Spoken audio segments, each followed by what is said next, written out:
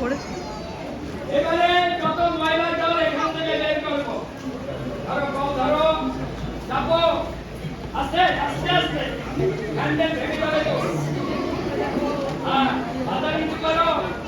আরে জল পড়ছে, পড়ছে। আরে দাঁড়াও, কেন পড়ছে না জানো? আরে কলের